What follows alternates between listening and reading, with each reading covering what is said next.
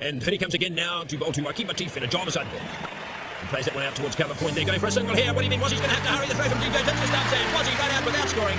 Of course he was running out without scoring, Tony. Well, that's what I just said, Bill. Was he out, you stupid also? What do you mean, was he out, Tony? Look at the replay.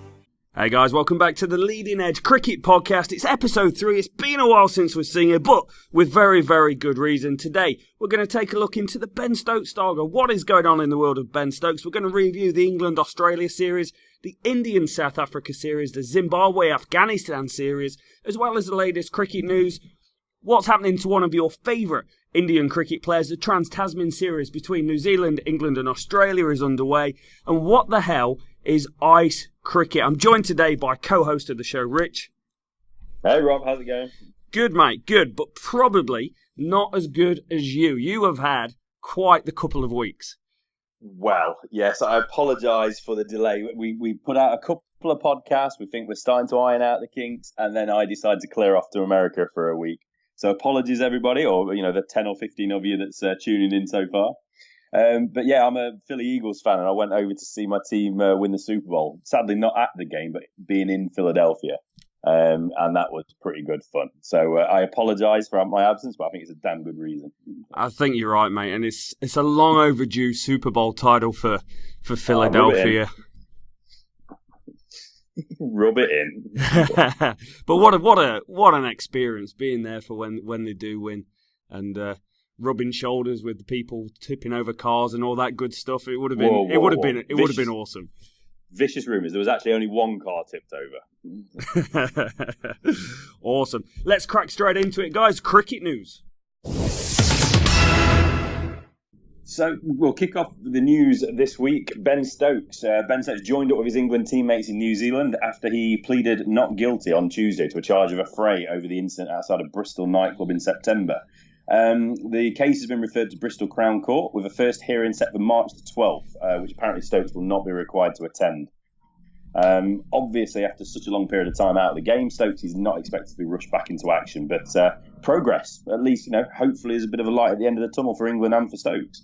Yeah, definitely. It feels like it's been dragging on forever, this. Like, poor old Ben Stokes, he shouldn't have done it. 2, it's been dragged through the mud. But there's obviously a level of confidence about what the outcome's going to be.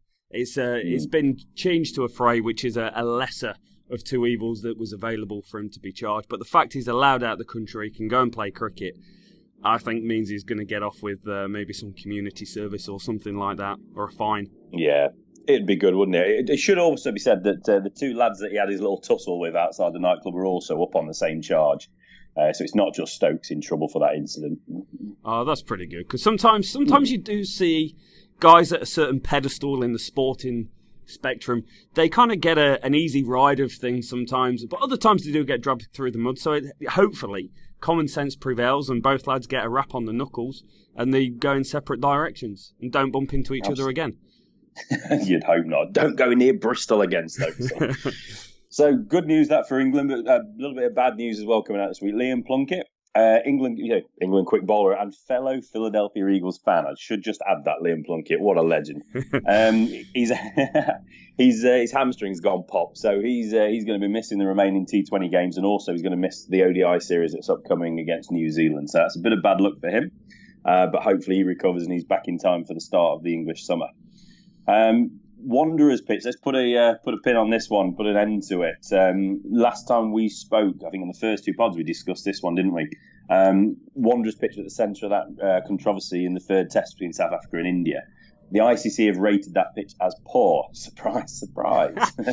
They've received 3 demerit points, and basically what that means is there's no immediate ban, but these points will stay in place for a rolling 5-year period, and any more issues, any more bad pitches or poorly rated pitches, then they will be suspended from hosting international cricket for a period of 12 months. So better news than potentially expected, but also probably the right action on that one. So they kind of get away with it, but not to worry.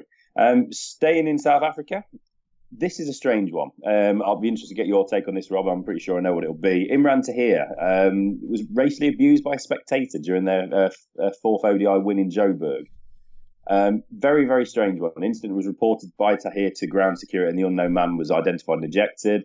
There's a video doing the rounds out there. I'm sure some people may have seen it. It's a strange little situation, messy situation, but good on to here for challenging the behaviour, and credit to Cricket South Africa for coming out and support afterwards and standing up to it. Obviously, it goes without saying there's no place for that sort of behaviour in sport or society. No, that's really good. It's kind of strange to get it in cricket. I can remember one between Pakistan and Australia where the Pakistani was, I think, racially abusing Gilchrist at the time. I can remember that one. But cricket's kind of, it's pretty unique that there isn't the same high-end racism that you tend to get at some football grounds around Italy and places like that. So there's definitely no place for it in cricket, in sport, and it's good to see South Africa doing what they need to do and trying to oust it before it becomes an issue. Absolutely, mate. Absolutely. So moving on to some better news, or some pleasant news anyway, I think. It's been announced this week that West Indies will face an ICC Rest of the World 11 at Lords on May the 31st. Aim of this is to raise money for the parts of the Caribbean hit by Hurricanes Irma and Maria, which happened in September last year. September was a bad month, wasn't it? Ben Stokes going around windmilling and Hurricanes Irma and Maria trying to take the Caribbean apart. The funds are going to go towards the restoration of the cricket grounds in both Dominica and Anguilla. Another great pronunciation there. Sky have announced they'll broadcast the game, and it's also been granted international status. So I'd imagine we'll expect to, see a very strong rest of the world side for that one. Great work, I think. ECB helping out Cricket West Indies, and the scheduling of the game falls really well as well between the end of the first test that will have just been played in England against Pakistan, and also just a few days after the IPL final. So I'd imagine we'll get some big names in that game. That's awesome. That's really good to see the ECB stepping out and doing things like that. I got a quote from Colin Graves here, and he said, "We've always had a fantastic relationship with Cricket West Indies, and we're keen to support them and the people of the Caribbean during this fundraising initiative." So good work to him. I'm sure they didn't quite feel that good when you had Malcolm Marshall and Ambrose and Walsh bowling at them and terrorising them, but I think we've reached a point in life where we've kind of looked past that, and the bigger picture is the people, and it's great to see the ECB doing something of good faith for the West Indian people. Amen to that, buddy. Amen. Got a few signings. You can tell we're getting close to the English county season. All the signings are starting to hot up, especially after the IPL auction, obviously knowing who's going to be playing in the IPL and not. So just run through a few signings here. Yorkshire first. They've re-signed Cheteshwar Pujara, or apparently, according to Jack Brooks, he's called Steve in the dressing room. So Steve Pujara. The 30-year-old Pujara will share overseas duties with Kiwi captain Kane Williamson. Obviously, Pujara has a few other commitments in England this summer, or you'd expect anyway, with India touring. But he's after that, there's a good chance he'll stay on and play the last couple of games of the season. So a really good signing again for Yorkshire. Ishant Sharma, fellow Indian, he's joined Sussex for the first 2 months of the season. Obviously, after going unsold in the IPL auction, he became available, and he's going to be playing the first 5 county championship games, 8 Royal London One-Day Cup matches. And with Sussex losing Chris Jordan and up-and-coming star Jofra Archer, that's a really, really good signing. Yeah. Do you want to jump in there, Rob? Yeah, just to stop you there on the 2 Indian guys. One, it's great to see quality overseas players come into play in the county championship after I feel like we didn't get that many real stars for quite a while. Well, Pujara and Ishant Sharma are definitely stars in India. And great for Indian cricket as well. Like I think we've kind of spoke about a little bit the fact of getting English players to play in overseas conditions at a county level or a first-class level or a club level. Whereas India are definitely doing the right thing and getting their players in on the English conditions. It's fair play to them. They're not daft. They're very smart. And it's great to see the depth and quality in county cricket growing. Yeah, absolutely. Yeah, I mean, we all want to see Ishant Sharma come steaming in with them flowing locks, don't we, in English county cricket? So that's a great signing, I agree. More news involving a couple of Kiwis this time. Neil Wagner has agreed to rejoin Essex for the whole of the season. The 31-year-old, who's took 144 test wickets in 34 appearances, he'll be available across all 3 formats when he arrives in May. So he does have a few early season commitments, but Essex have got pretty good backup to cover before he arrives in Aussie Peter Siddle. So they're looking in pretty good order. And quickly becoming a podcast favourite, Mitch Santner as well. He's agreed a deal to join Derbyshire for the second half of the season. This is a surprising one to me. I appreciate overseas players that you want a quick or a top order batsman, but Mitch Santner playing for Derbyshire in the second division. that's a cracking signing for them. I mean, it goes along with the signings that Leicestershire made recently. I think that's really impressive. Yeah, I agree with you on that one, mate. Santner's is a cracking cricketer. He can bat, he can bowl. Hopefully they'll do some work on his fielding while he's over there. He dropped a dolly in the England-New Zealand game down in Wellington the other night, burst through his hands for 6. But tipped over the bar. It tipped over the bar for 6. He is a fine cricketer, and it's good to see a county team bringing in a spinner. Like that doesn't happen very often. You either get a batsman or a quick. And fair play to Derbyshire. They're obviously backing the seamers and the batsmen that they've got. They've brought in something different, which is only can be great for all the other teams in that division who are going to be exposed to facing Mitchell Santner. And same for Essex, bringing in Wagner. Wagner's a cracking bowler, absolutely superb first-class bowler. Takes wickets, got a big 7 for New Zealand in the summer out here against the West Indies, terrorised them. So fair play. County cricket's looking strong. It is, mate. It certainly is. I mean, just talking on the spinners, Notts have taken, Santner's teammate Ish Sodhi as a spinner but that's just for the 2020. So, yeah, credit to them. You just hope that they actually use the spinner. And one of the biggest issues with English cricket at the moment is the lack of opportunity for these, spinners in the game. So if a Santner can come over and do it, get him, get these spinners playing. Don't be just messing around with these military medium county journeymen. Let's get these spinners going. So, and talking of spinners, that was an accidental, segue into the beautiful last bit of news here. Whoa, we're getting good. Adil Rashid, another bit of odd news today. He's announced that he's not going to play any red ball first-class cricket for Yorkshire during this English summer. He's still playing limited overs, so white ball cricket. But he's, I think Yorkshire, they're not particularly happy about it. They're not driving this. It is Adil Rashid driving this decision. And I think they're currently renegotiating contract. Obviously, he's going to be playing a lot less cricket. He's obviously, as far as I can see it, he's in the England squad at the moment. He's playing, but he's clearly given up, his aspirations to play Test match cricket. So. Odd one, but maybe this is something we could see more of in the future. Guys start just specialising as white ball cricketers. You could well be right. He said, according to the Yorkshire website, and you don't know if it's just fluff wrapped around it, but it's just for the upcoming season to see how it goes. At the moment, in my career, I just feel white ball cricket is where I'm best, and I feel I can develop and offer a lot more, as in, he's not going to be a Test match regular. He is in one-day cricket, T20 cricket, and he earns a hell of a lot of money on the circuit going around the world playing white ball cricket. So you're damn right. There could be more and more of this, guys who just go, I don't think I can make it as a Test cricketer, so I'm going to go and make as much money as I can in the short period of time I've got to play the game. And it's, in one way, I hold Test cricket at the absolute pinnacle, and that's where everyone should strive to achieve. Yeah. But from another point of view, you can really understand it from these guys. You see the same in rugby at the moment in the Southern Hemisphere. Guys are turning the backs on the All Blacks who know they might not get there and just going to France and getting paid big money. And it's a very similar situation where guys are just going to specialise and they're going to take the money and what's available to them, and you can't argue with them to go and make a living in the... Rashid might have 5 years left. He can go and earn 5 million on the circuit or 100 grand contract at Yorkshire playing first class cricket at Derbyshire on a cold Tuesday. Yeah, you're absolutely right, Rob. Yeah, and fair play to the lad as well. So all I would say on Rashid as well, he's starting. Maybe he knows his game now, doesn't he? He understands what the selectors are looking for, and he probably realised he doesn't have that control for Test match cricket for bowling long periods of time. England want spinners to tie people down. White ball cricket, he takes wickets, and that's what he's all about. So yeah, it's an understandable one, but it's still a bit of a strange one, and we'll see if this is a sign of things to come. Moving on to the big story that we missed while we was away, really, apart from all the masses of cricket that was being played, the IPL. We had the IPL auction.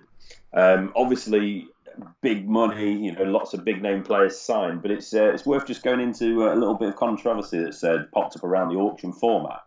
A New Zealand Herald. Is that one of your local papers there, Rob? It is. It's the big national one. Whoa, big national. I do apologise, New Zealand Herald. Services 4.5 million. Wow, that's huge. It's like the Newark advertiser. Basically, New Zealand Herald quotes Chief Executive of Wellington Cricket, Mr. Peter Clinton. He was quoted saying, the IPL auction is such an undignified, cruel and unnecessary employment practice. It's ridiculous that it exists today. To be fair, IPL's hemming Amin, replied to a point, said that auctions may give way to a draft system in the future for new players. He added that he would like to see the big auction cut down and have more continuity with teams. So there's definitely a valid criticism, in my opinion, for the way they do it with this.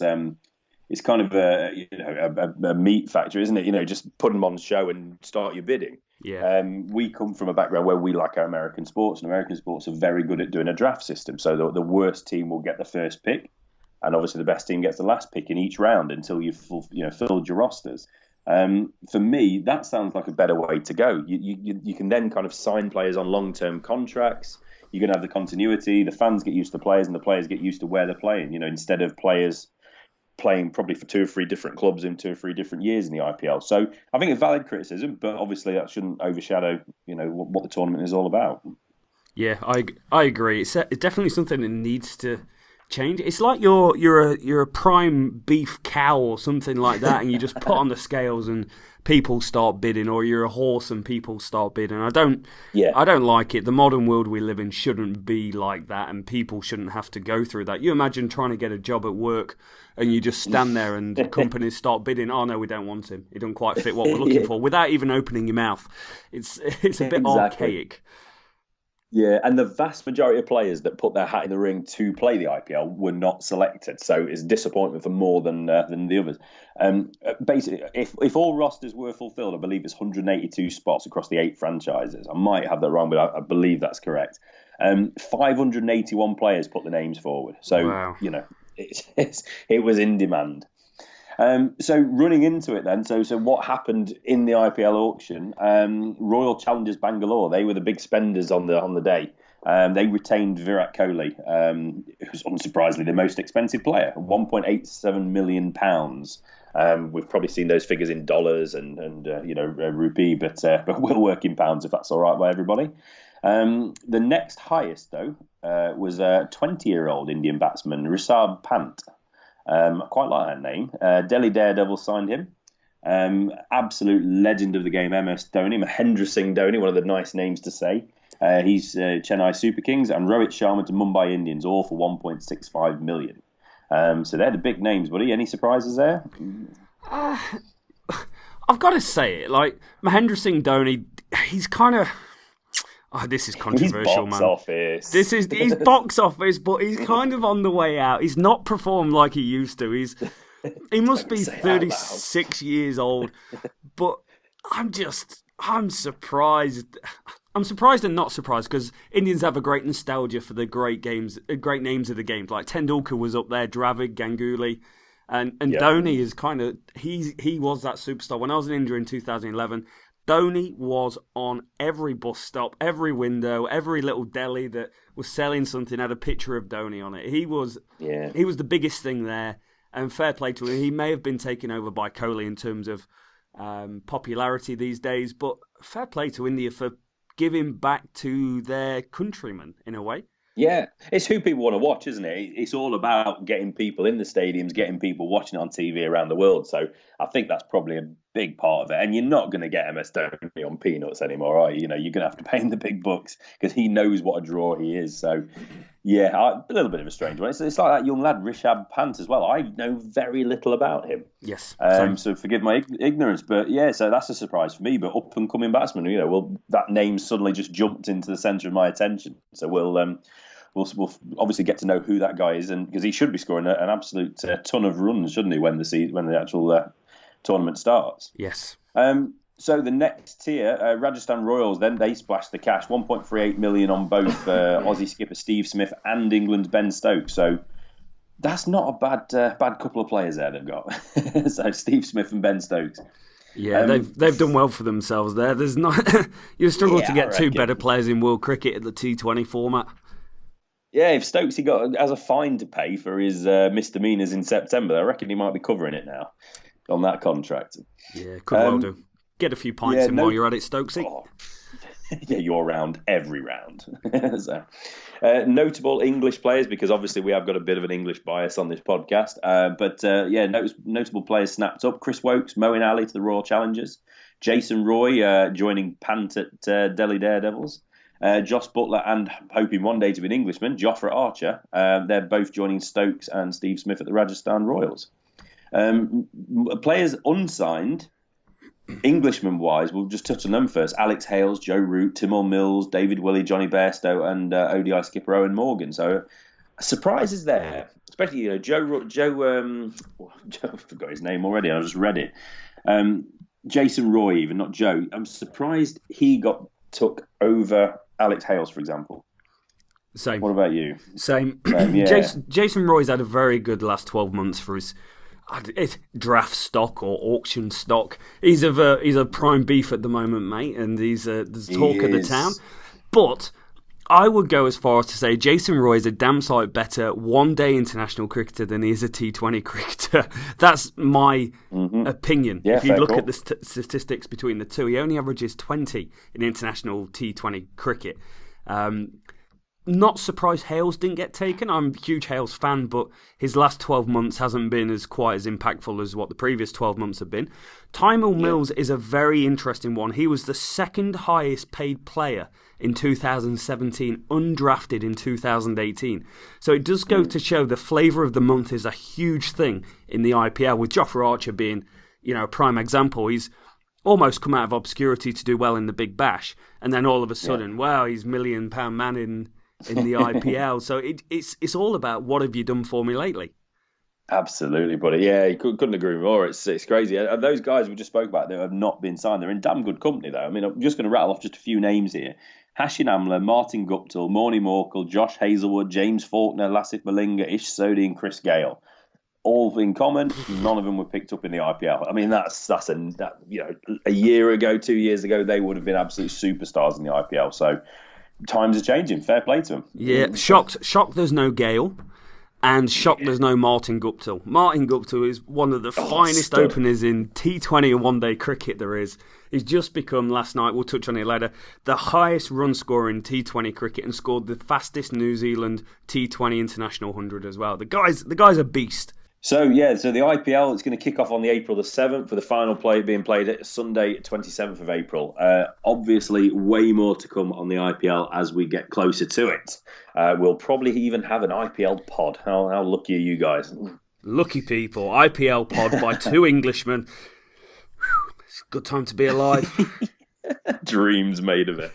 So that's the news. There's a hell of a lot going on, and we've missed a hell of a lot, but that's the news. So that's all the cricket news today, guys. Now what we're going to do is go into the series reviews of what's been going on, because there's heaps going on in the world of Test cricket. We've taken a look and gone, wow, all these series being played at once, and now we should play catch-up. So we've got the Bangladesh-Sri Lanka series, the Zimbabwe Afghanistan series, the South Africa-India series, as well as the Tri-Tasman Challenge Series T20 Internationals that is going on between Australia, New Zealand and England, as well as the England-Australia One-Day International. So we've got heaps to go through, and we're going to start with Bangladesh and Sri Lanka, Rich. Do you know what? I'm going to actually just do a little bit of a sidestep. We've got all that beautiful stuff to go in for, but what I want to just quickly mention first is what everyone's talking about, the Hong Kong T20 Blitz. Is that not what we're all talking about? That's what I was talking about. I don't know what you were talking about. Hey, I disrespect it. It sounds bad. It's been played recently, mate, and it's just come to an end. So I'll just quickly tell everybody what's been going on in that, because who knows? People might not know that there's been a Hong Kong T20 Blitz being played, but there has.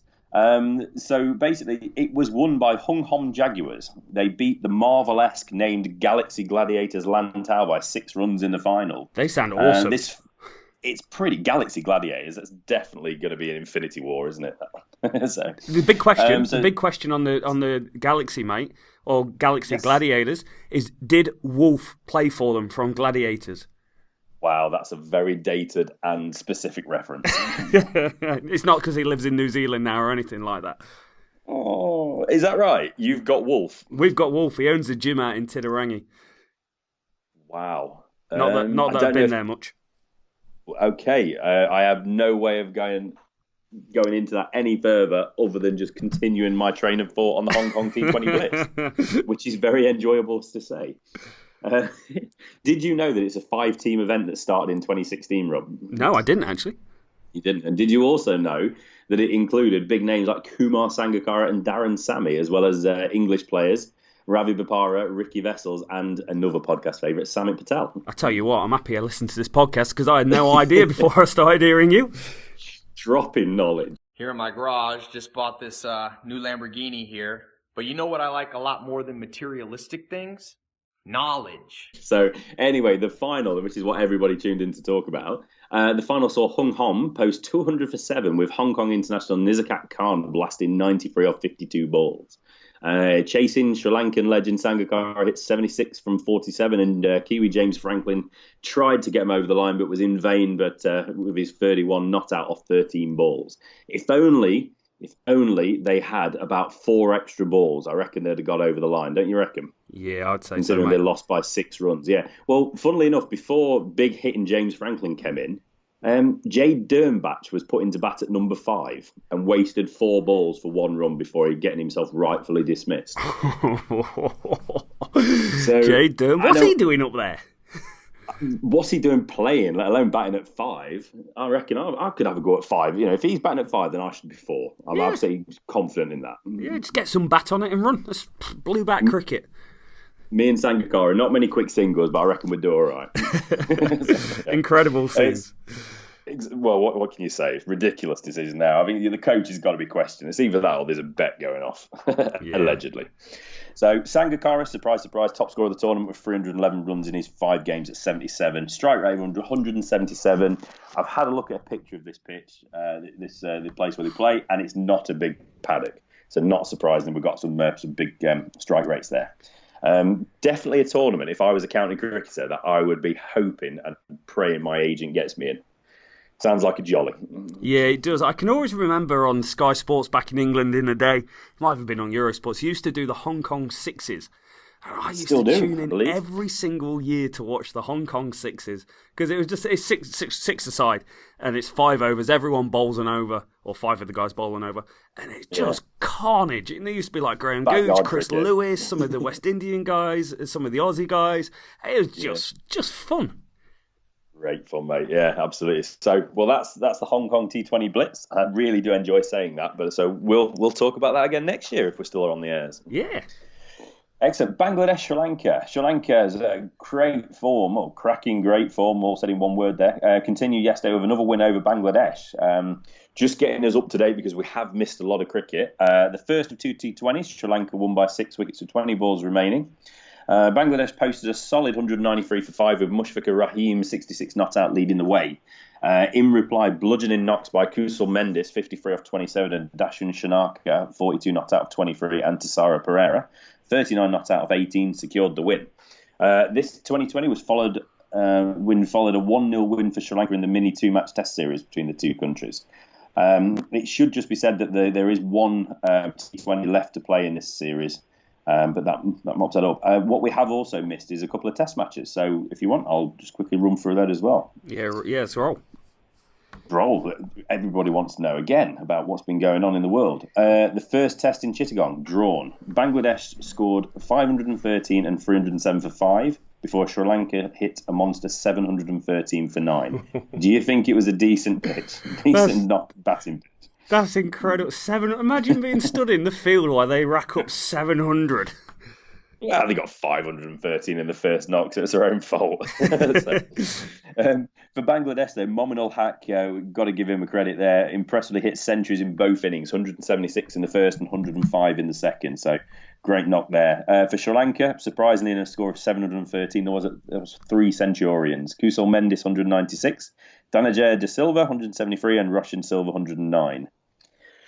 Not much to say about that one, apart from lots of runs and not much notable in the bowling departments. Lots of runs. You do see that sometimes in the subcontinent, don't you? Where you just see series where there's just the bowlers don't really exist. I remember there was one series. I think it was Jai Wardner and Jai Surya back in the day. Jai Surya got like 340. Jai Wardner got a double 100 maybe. Sri Lanka got about 9,000. Probably about 800 runs or something like that. Just really dull test match cricket to watch. I don't think it's great for the game. It's not. Although I could have watched Jai Wardner all day, every day. I just love that man as a batsman. But you say we had all these runs in the first innings, but then in the second innings, It was ridiculous. Second test at Dakar, Sri Lanka batted first and hit 222. A little bit under par, you might think. Well, in reply, Bangladesh managed 110. So, sublime to the ridiculous. Second innings for Sri Lanka, they didn't really take advantage and they were dismissed again 226, so only 4 runs more than the first innings, setting 338 to win. Sri Lanka then skittled Bangladesh, paltry score of 126. So we went from that score of thousands of runs to tens of runs. It almost feels like. Roshan Silva clinched the Man of the Match award for Sri Lanka with his monster scores of 56 and 70 not out to seal that one. A couple of interesting little notes from this game, though. I quite like this. By taking 4 wickets, Rangara Haraf has now overtook Wasim Akram to become the highest wicket-taking left armer in Test cricket. Wow, I would have not said that whatsoever. Never come to that, would you? So, I don't even put the two in the same conversation, mate. Like, Akram is an absolute legend of the game and by far the greatest left armer there has ever been. An Akram in-swinging Yorker to Graham Hick in 1990 is still one of my earliest cricketing memories that I love. And we tried to replicate it in the back garden, except right arm halfway down the wicket. But Harath, I can't believe he's taken that many wickets because whenever he tours England, he's Billy Joe average. It's an incredible stat, isn't it? And if we didn't have so much news to talk about, I would happily sit here for 10 minutes and just see if you can guess the other 3 in the top 5. But I'm not going to do that, so I'll quickly rattle through them. So Haraf now is on 415 wickets, Wasim Akram 414, Dan Vettori 362, Chaminda Vas 355, and Mitchell Johnson 313. Whoa. Bizarre stats of the day. I love that. Yeah, imagine how many wickets Mitchell Johnson would have got if he didn't have a period for 3 years where he was absolutely crap. He was carted to the fence every single ball. It felt like, anyway. I enjoyed that. 10-11 Ashes. We all enjoyed that. Barmy Army, definitely.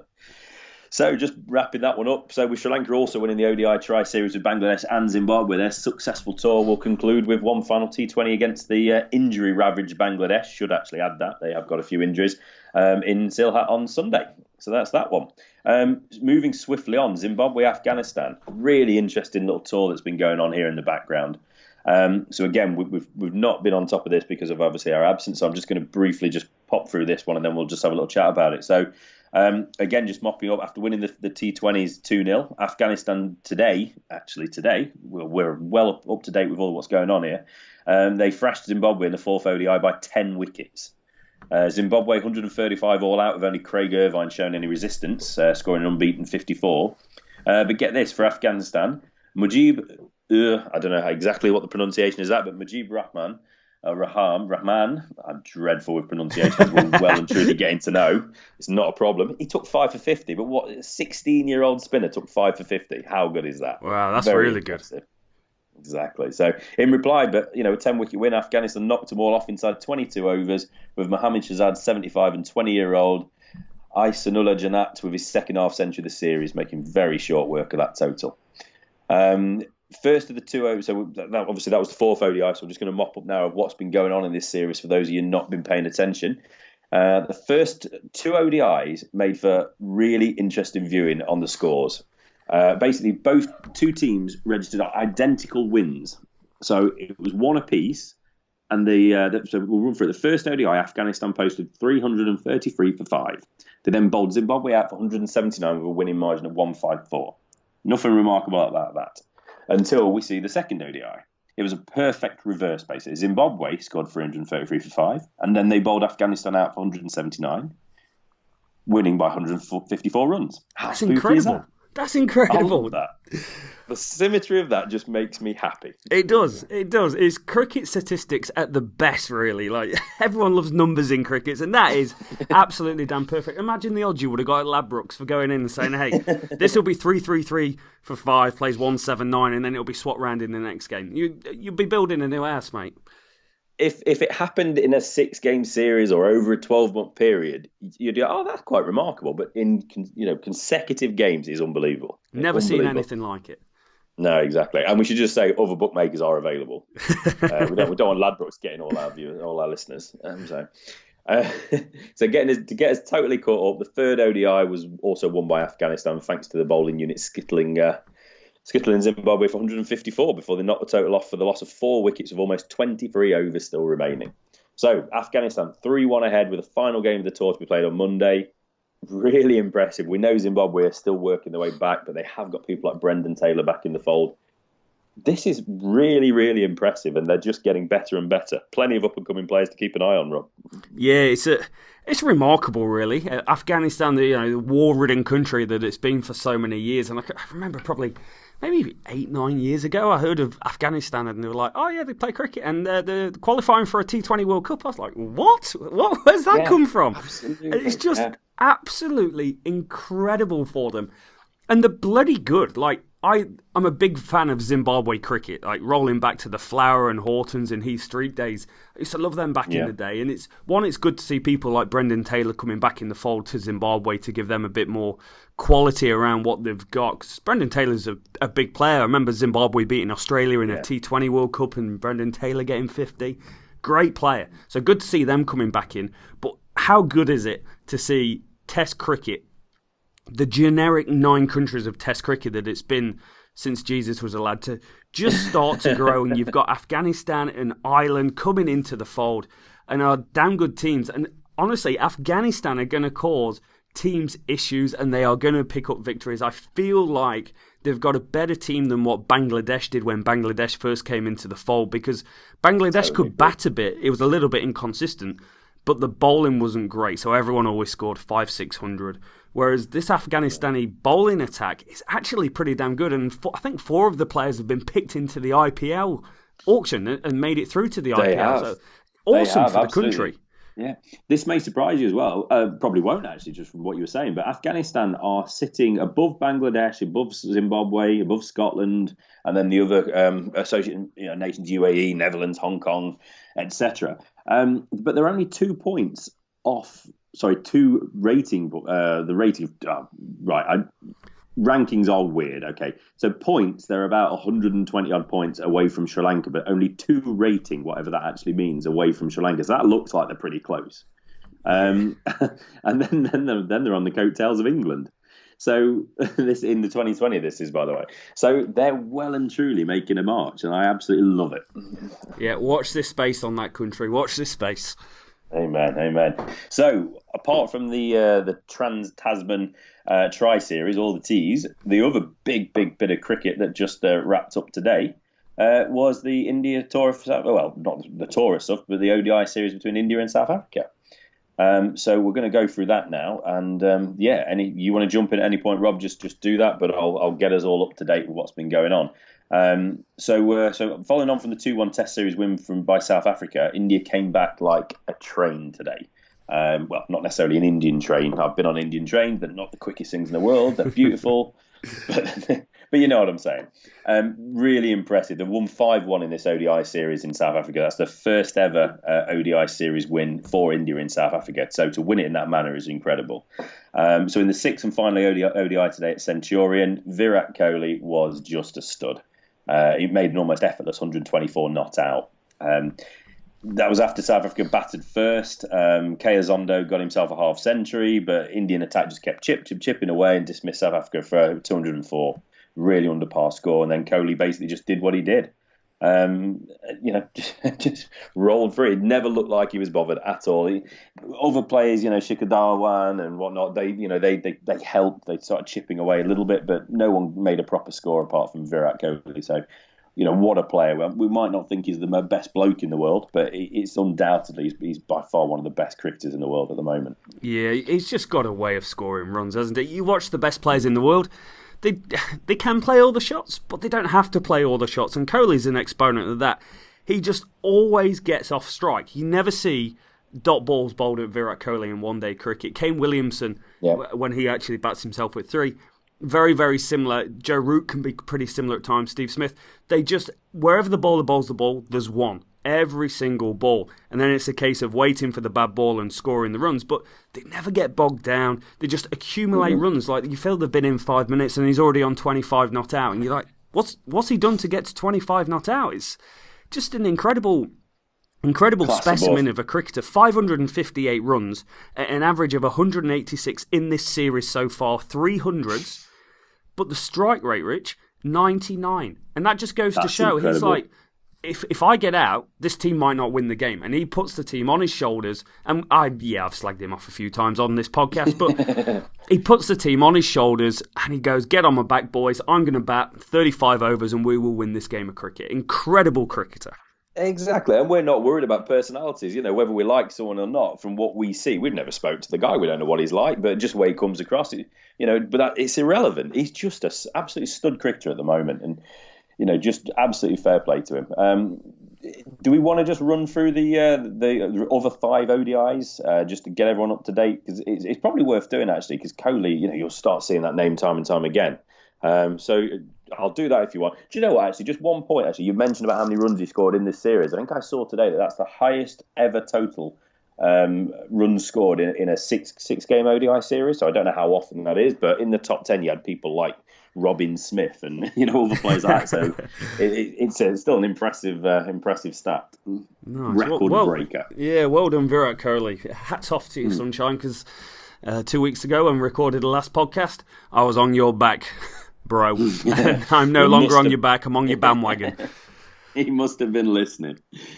Cool. So I'll just run through. Let's get us all up to date then, Rob, and I'll just run through the 5 ODIs. So first ODI, India won by 6 wickets after South Africa scored 269 for 8 with Faf du Plessis scoring 120. India in reply won with 4.3 overs remaining. Virat Kohli carrying on his great form with 112. Second ODI, India thrashed South Africa, winning by 9 wickets. The Yarpies were bowled out for 118, with Chalal taking 5 for 22. In reply, Sikhar Dhawan 51 not out, and guessing Virat Kohli 46 not out, made easy work of the total. So there's a name that's popped up a couple of times there so far. Yeah, he's doing all right this series. Yeah, he's doing all right. Just you wait till the next one. So third ODI, India won by 124 runs. Batting first, India posted 303 for 6 with Virat Kohli 160 not out, and Sikhar Dhawan 76. In reply, South Africa kind of tumbled the way to 179 before being bowled out. JP Duminy 51, bit of resistance, but India again just far too much for them. Chalal again in the wickets, 4 for 46, and Yadav also taking a 4 for 23. Fourth ODI, this was a weird game. It took me a bit of reading this because obviously this happened while I was overseas. South Africa won this one. It's a Duckworth-Lewis affected game. So first innings, India hit 289 for 7. Dhawan 109 in his 100th ODI and Kohli 75. Weird thing about it though, the Indian innings before the end is a bit disjointed after lightning struck in the 35th over. So that's not me trying to make a nice comment. Literally, lightning struck. so it wasn't like, oh my god, lightning struck. Look at that shot. They all went off. So it did allow South Africa to recover in that. And I think that's where the game changed. The India innings just kind of staggered to a close. In response, South Africa reply was interrupted by rain, unsurprisingly, when there's a bit of lightning in the area. The game eventually was reduced to 28 over with a target of 202, and South Africa did win the game by 5 wickets thanks to late Oxford and wicket-keeper batsman Heinrich Klaassen, 43 off 27, who was obviously standing in for AB, and 21-year-old Andal Felalaqueo. Oh, I did it. I said his name. Nice. I think it was about right. Nailed it. I think there's probably a better pronunciation of it, but I'm happy with that for the time being. He smashed 23 off 5. That's just amazing. It was a bit of a shame this one was interrupted because this was their pink ODI, which was raising money, a bit like how the the McGrath Foundation does it at the SCG every year. And they raised over 1.5 million rand for cancer charities. So, nice. So fantastic effort there. I've seen pictures as well, pink kits. And I think the other thing, Aidan Markram took an absolute stunner of a catch at extra cover. So that was also what I think it's going to be famed for. Beautiful, beautiful. Good to see pink in cricket. Big fan. Hey, but I made quick diversion. New pair of cricket boots arrived for me today. Didn't actually realise on the pictures that the back of them were quite as pink as what they've come out as. So, hey, I'm supporting the charities. What can I say? Accidentally. So, fifth ODI, let's get us all to date. India back on track, won by 73 runs. Rohit Sharma changed things up. It wasn't Virat Kohli or Dhawan. Rohit Sharma did, and he hit 115 on the way to 274 for 7. Young, quick South African, and everyone's favourite, Lungin Ngidi, took 4 for 51. India once again bowled out South Africa. This time 201 with only Hashan Amla showing any real resistance. Yadav back in the wickets, 4 for 57. So, record-setting performances from Mr. Kohli. Surprise, surprise, he was man of the series. That's not bad going, is it? So those stats lines, Rich, are just monstrous. I'm just looking now. So if you take Kohli out of the equation, Dhawan scored 323 runs at an average of 64. Below that, there is nobody else batting in this series. Sharma got 170 runs from 6 innings, of which 115 came there at the end, and then it was Amla with 154 runs in 6 innings. So it's not like they were obviously playing on roads every single time, because nobody else, other than du Plessis, who only played in the first one-day international, averaged 120 after scoring 120, got in and scored runs. It's just remarkable series for Kohli. The Kohli series. Well, there's one thing that we know about this tour is South Africa are not going to be known for their great wickets. They're great pitches after Wanderers debacle. I mean, the one today was not a pretty looking pitch. So, like you said, he's just the class of the man. He just took everybody apart. 160 as well in the same series. Yeah, I don't think we can say any more about Mr. Kohli, can we? And I'm going to start referring to him as Mr. Kohli until he proves, does something that I no longer give him that deference. I'll go back to Virat. Yeah, legend status of a series. Absolutely. So the Trans-Tasman Tri Series been played half in Australia. That we've wrapped up that part, and now it's being finished off in New Zealand. So it's between Australia and New Zealand and the touring Englishmen. It's going pretty well for Australia, but not so good for England. New Zealand are keeping their head above water, but it's considering England won the ODI series against Australia 4-1. You kind of would have expected a little bit more, maybe New Zealand and England. But no, Australia have won the 4 games with the game today, haven't they? So we'll jump on that one. And Rob, I don't know if you want to take the lead a bit for yesterday's, but you were actually at the game. Yeah. So we'll start with that. So this was a big game in the series yesterday. So it was New Zealand versus Australia at Eden Park. If New Zealand won, England are eliminated. If New Zealand lose, then it goes to New Zealand versus England Sunday, my birthday, down in Hamilton, for a decider of a chance to play at Eden Park on the 21st against Australia in the final. Massive game. The biggest attendance at a game of cricket since the Cricket World Cup was in New Zealand in 2015 for the game last night. Brilliant. So all 10 of you turned up then? 10. There was a couple of sheep. There was a lamb, and I saw a cow and an alpaca. So New Zealand batted first, and this was nuts. So let me just set the context of this. I was there with my mother and my wife, pregnant wife. Pregnant wife hates cricket. Mother's not been to a game of cricket in years. They got to see possibly the highest scoring T20 international game of all time, and more sixes than you can shake a stick at. It was raining balls, and not like that. Just an incredible game of cricket. And in New Zealand, one of the best things that they do is they do catch a million. And what that is $1 million to give away in the stands. And if you're wearing one of the orange T-shirts that you can purchase for $20, $30, you catch a ball with your one hand in the crowd, you actually get 50 grand on the spot. Well, there's an incredible video that I'll post the link to in the description of this young lad. 6 goes into the stand, and he takes a one-handed catch, and it takes about 3 seconds for him to realise what the hell has gone on before everybody jumps on him and goes mental. And the kid's about 18 years old, got 50 grand in his pocket, and he's off on for a big night in Auckland on the lash. Fair play to him, Sunshine. Just for pouching a one-hander. That's amazing. What a great thing. There was talk of health and safety getting involved and going, it's not safe to be trying to catch the ball one hand. But you should see guys trying to catch one-handed. They're diving across people just to try and get some money. It's dangerous for picnics. I mean, there's people bringing the sandwiches to the cricket, sitting on the grass bank. getting cleaned up. It's one of the best things New Zealand do. But back to the game. So New Zealand were on fire. Now, in the preview to this, we kind of talked a little bit around Martin Guptill and Colin Munro, and I was saying just how destructive and good these two are as an opening partnership. Well, they put on 132 in 10 overs for the opening partnership, and it was raining sixes. Colin Munro made 76 off 44 balls. Incredible 33. knock. 33 balls, sorry. Yeah. 6 fours, 6 sixes, 230 strike rate. When he got out, he'd actually gone 6-6-6, and he was on for 6 sixes in the over, and you just knew he was going to go for it. You can't He was going for it. He was going for it. So, Do you want something interesting about that knock? 230 strike rate, 76 or 33 balls. You'd think that's a career best, isn't it? No way he's got a better strike rate than that. That was his third best strike rate of a score of 50 and above. incredible. That's a stat. I love it. I absolutely love it. So, what can I say? 50 off 14 balls for Sri Lanka and 66 off 23 versus West Indies. The man's a machine when he gets going. He is a machine. He's big time, Charlie. He gets on with it. I remember him scoring a double hundred in a one-day game or a first-class game over here, some sort of domestic game, and I was there, and it was just carnage. He's as good a striker as a ball as what there is out there.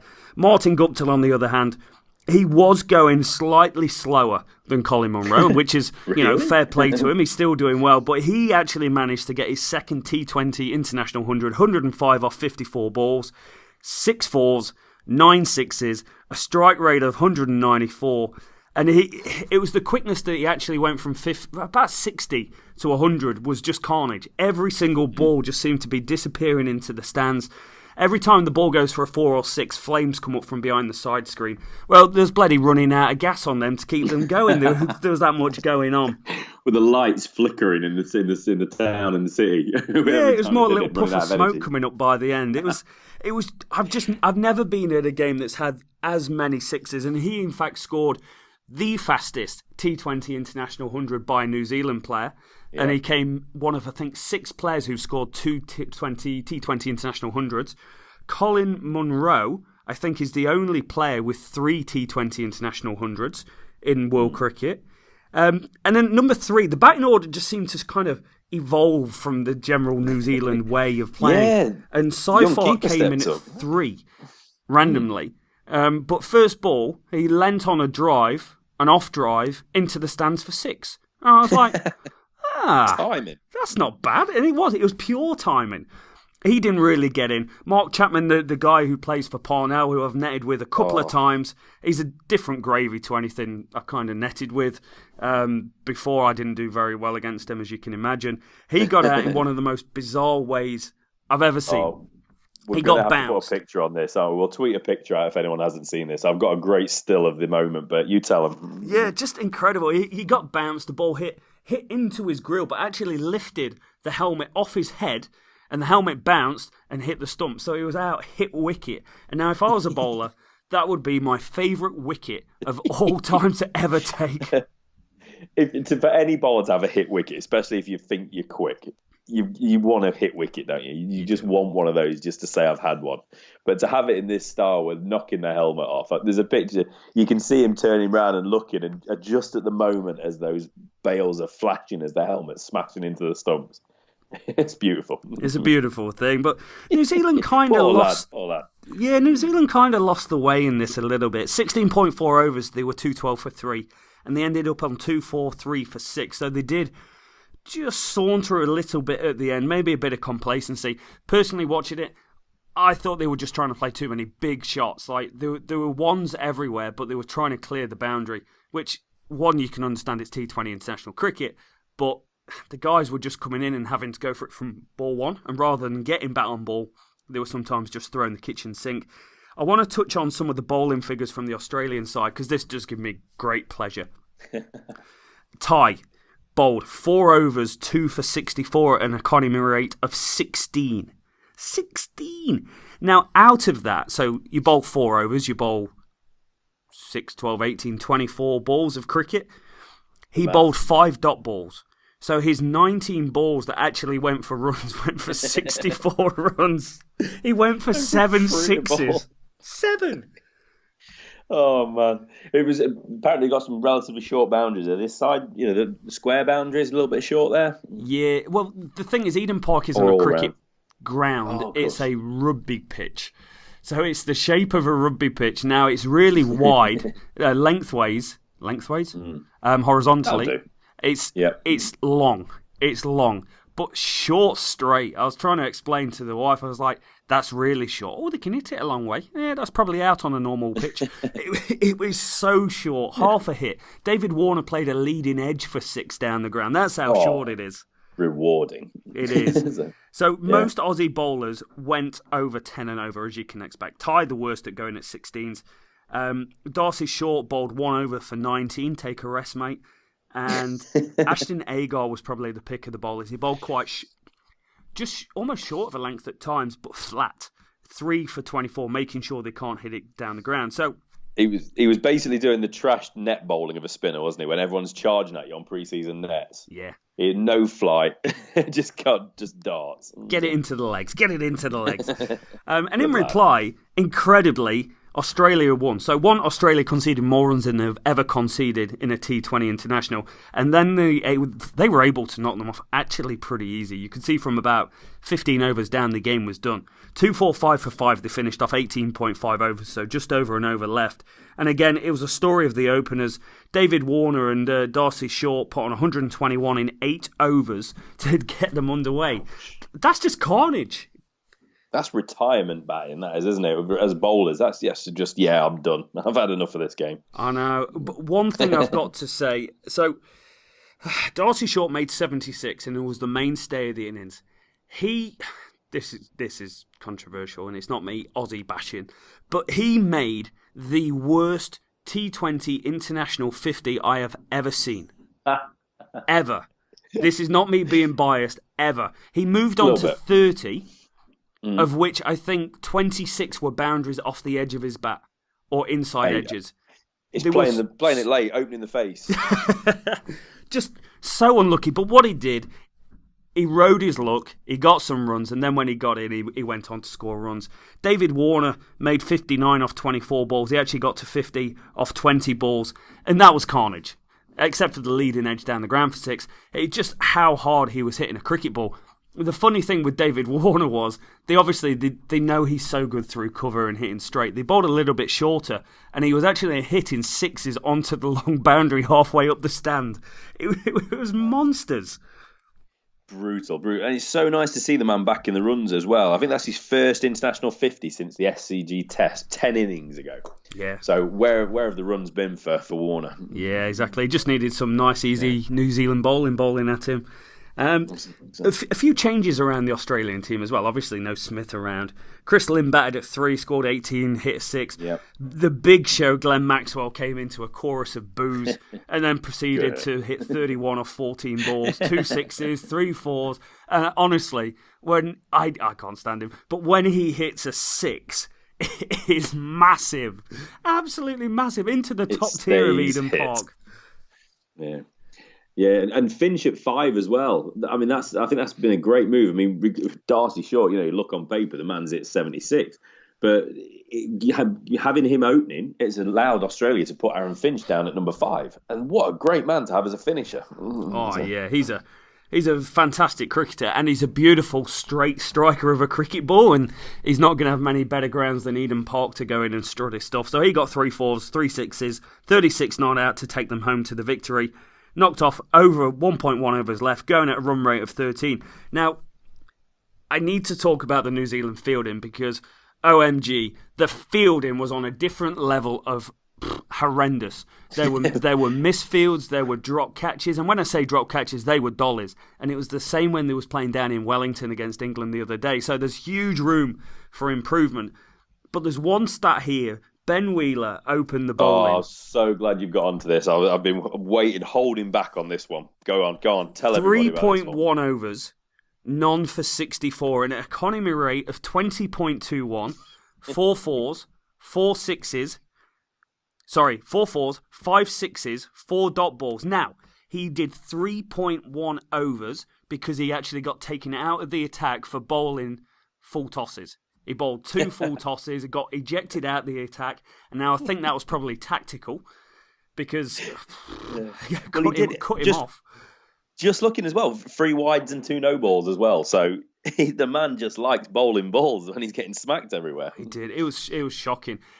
Now he has got a bit of pace about him, and he bowled a couple of really good bouncers. But one of the bouncers was, I think it was a no ball 4 or something like that. It was a horrendous display of bowling. But unfortunately for him, his first over wasn't that bad. His first over was the one where Darcy Short was inside edging and outside edging the ball for 4 or 6 on one occasion. So he was a little bit unlucky early doors, but yeah, it was cannon fodder. He didn't know whether he was coming or going. That's the bowler in you talking, trying to give him credit. The man's just been taken apart.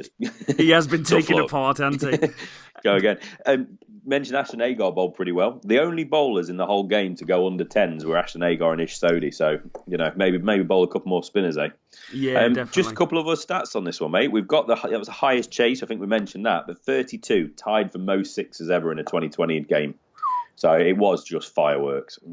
Incredible. It was just... It was incredible. Like, it was almost getting boring, the ball going into the stands. And you would have thought this amazing game of cricket, almost 500 runs in 3.5 hours of cricket, they're running out of bloody gas. Someone takes a 50 grand catch. We have Wendy's takeaway before we get in the ground. It's hustling, it's bustling. And the wife goes, it's cricket. It's not that exciting. Bit boring. What do you mean it's not that exciting? Look at the runs. Some people just don't get it, mate. Maybe she's more of a test match watcher. You don't know. You'll have to take it to a test match. She might like the more refined side of the game. One of the best comments she made was, it's not very dynamic 2020 cricket is. And that's where I picked my jaw back up off the ground and I said, everyone's involved in the game, every single ball. After the highest scoring T20 international. Yeah, she's not going to be pleased on this one, so no point trying. I'm onto a loser with that one. I think I just need to take it on the chin and get the lads together next time there's a game of cricket. But to be fair, she bought me the ticket for our anniversary. So kudos to the wife. Thanks for putting up with it. I'll go with the lads next time. Great. So there's one more game left to play then, and that's on Sunday, if I'm not mistaken. New Zealand, England at Hamilton. I nearly said Ingleton. England at Hamilton. So that's going to be the decider. New Zealand have won 1 game. Australia have won 4 now. So Australia are obviously in the final. And I believe that England, if they beat New Zealand and do it in the right manner with run rate, then there's a chance still. There's a chance that England can play Australia in the final at Auckland on February the 21st. So shall we just have a quick look of how we got here? Do you want to have a quick run through? So match 1, Australia, New Zealand at Sydney. New Zealand won 1-7 for 9 off their 20. Duckworth-Lewis affected game, so obviously the scores were adjusted. So they had a target of 95 inside 15 overs, and they did that with 21 balls to spare, 96 for 3. Lynn 44 off 33, and Maxwell 40 off 24. Young Billy Stanlake for Australia, that household name, 3 for 15. For Australia, and Ty 4 for 23. He had a better day there. Yeah, he did. Stanlake as well, I've just got to say, massive. He's like 6'8", 6'9". Unit. He's a unit. I wouldn't run into him in a dark alley. No worries. Match 2, Australia and England. That played it down in Tassie in Hobart. Australia won this one by 5 wickets with 9 balls remaining. So 155 for 9 for England. Dawid Malan, who's looked pretty impressive in the game I saw when he played against New Zealand the other day. So Dawid Malan 50 off 36, Hales with a start 22 off 15, Morgan also with a start 22, Maxwell 3 for 10, Ashton Agar 2 for 15 off 2 and 3 overs respectively. Australia knocked him off with 9 balls remaining, like I said, for 5 down. Glenn Maxwell, your favourite, 103 not out off 58, and Darcy Short 30 off 20. David Willey 3 for 28. Australia, England at the MCG. England 137 for 7. Just can't really get going in this series for some reason. It's not a good score.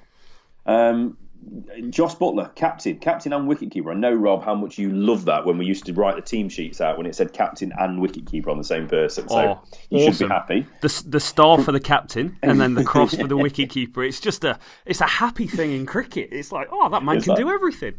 I'm captain. I'm doing everything. So captain Joss 46 off 49, Sam Billings at 29, and James Vince 21. Kane Richardson 3 for 33, Stanley 2 for 28, and little hat tip to Mitch Stoinis, none for 18 off 4 overs. Really impressive, as impressive as wickets, in T20 when you're keeping it under 5s and over. Yes. Australia, as I say, knocked him off with ample time, 5.5 overs remaining. Short again in the runs, 36 not out of 33. Maxwell again, 39 of 26. And number 5, Finch, 29 out of 5 balls. The man can hit a cricket ball, can't he? Yeah, he can. Beast. Exactly. So the game, this is when I actually got back home and I actually caught hold of this game. So New Zealand, England in Wellington. New Zealand 196 for 5 off their 20. Guptill 65 for 40. Williamson with a top knock, 72 off 46. And then just little mentions for Mark Chapman and Tim Seifert, wicketkeeper batsman on debut. Chapman 20 off 13 and Seifert 14 not out of 6. Both bludgeoned a couple of sixes each.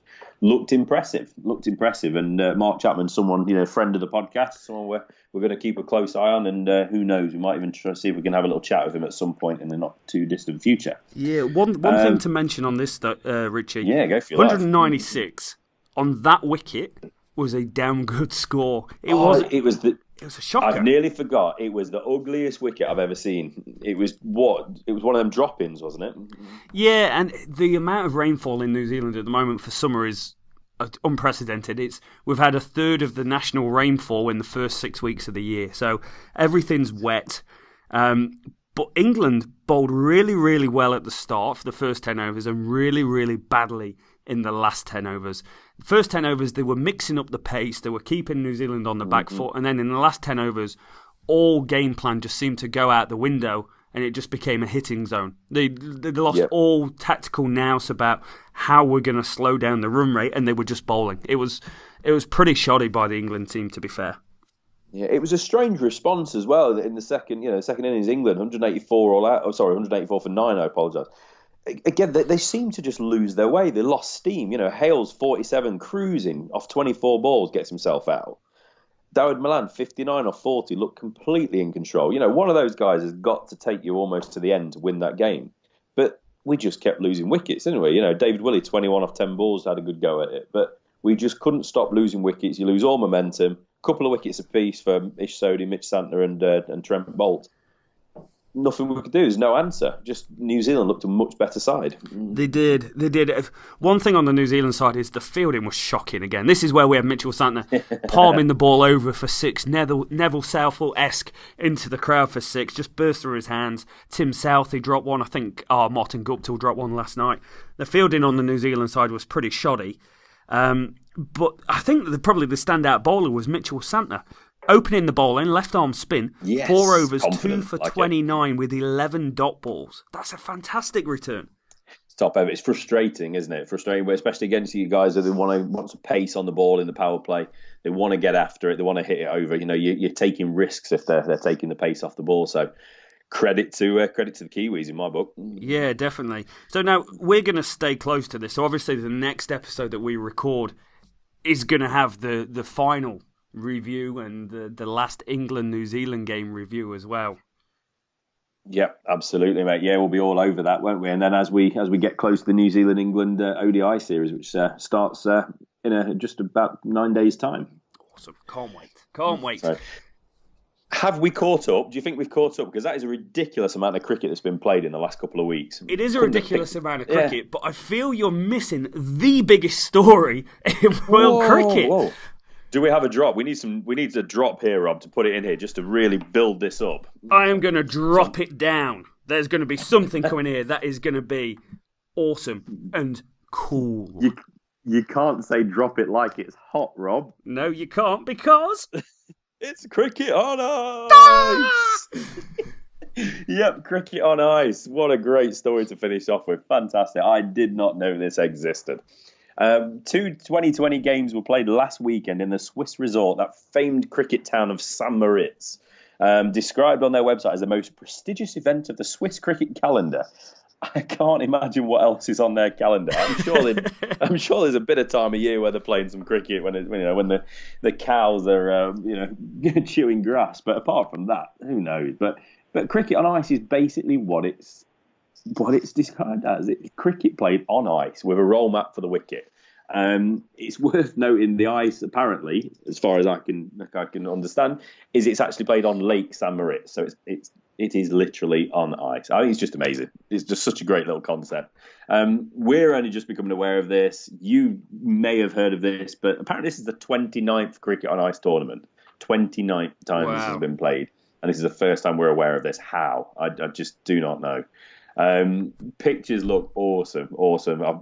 Definitely getting your free jumpers on, your beanie. You probably got your leggings on under your trousers as well. But I can imagine it'd be a nice little jolly as well.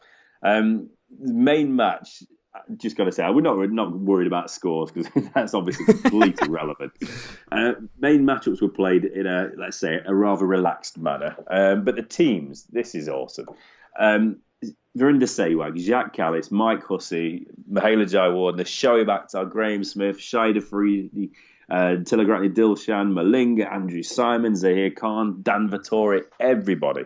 I mean, I've missed out so many big names, but how amazing is that for a lineup of players? That's incredible. I know for a fact, if I'm facing Shoaib Akhtar on ice, I'm going to give him my wicket.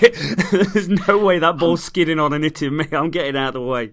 The one good thing about it being on ice on a roll mat, though, there's no way in the world Shoaib Akhtar's coming off his long run-up. No. Can you imagine? It'd be like Bambi, wouldn't it? But what a concept, and how the hell have they managed to get these names to fly in? I have no idea, mate. But I've just got to ask you. I've just got to put a little quiz to you here, and I don't know if you checked my notes. You might have the answer in front of you. But all those names, who was the player of the series, or at least the player of the match? I think he got player of the series as well. Mike Hussey. Mike Hussey always scores runs. Okay. No, out of all those legendary cricketing names, it was actually ex-England cricketer Owais Shah. Brilliant, absolutely incredible. Brilliant. So I love that story. I can just see Owais Shah just running the ball down to third man as he used to for England. Just beautifully shot. Beautifully executed shot. Oh, absolutely. Yeah, he's probably the man taking it seriously. Everyone else has probably got a can of beer in the pocket or enjoying themselves. But he's like, I'm going for my comeback. So, no, bless him. To be fair, it sounds like a cracking idea, a cracking tournament. We need to put a team together, Rob. We do. That is the goal for next year. So, guys, what we're going to do is we're going to knock it on the head there. Thank you for listening. Thank you for all the support that listens on Apple and on Android and on the YouTube channel in the interaction with you guys. Absolutely superb. Be sure to check us out on Twitter. It's Leading Edge Pod. Yes, we got cut down on that one. And also search on Apple and Android and YouTube for the Leading Edge podcast. You can find us there. Subscribe to never miss an episode again, guys. Thank you so much for the support. We're going to keep getting better at this, continue to grow, ironing out the kinks, upgrade the production value. And next episode, all the latest cricket news, the summary of the Trans-Tasman Tri Series, a look at the West Indies A versus England lines, what's going on, as well as an upcoming preview of New Zealand versus England in the One Day and Test Match Series.